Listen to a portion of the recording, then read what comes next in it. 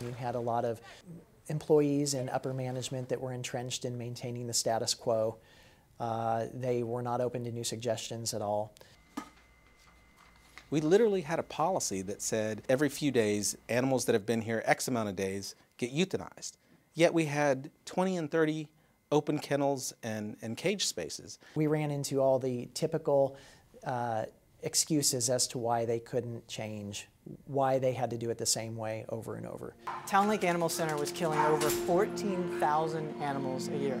That's over 30 animals every single day, including weekends and holidays. We had a night drop box. You could drop off a dog at night while nobody was there. So Helen was dropped off. Under our policies that existed at that time, she was defined as unadoptable.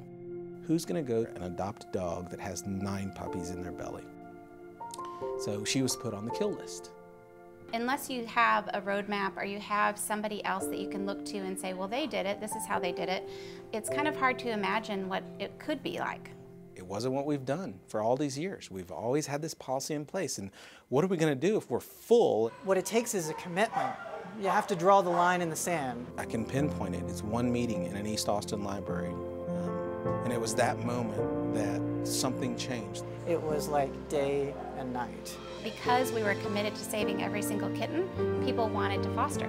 So we had more people show up that wanted to foster than I thought were out there that would be willing to foster and take on a commitment of feeding every 2 hours for a few weeks.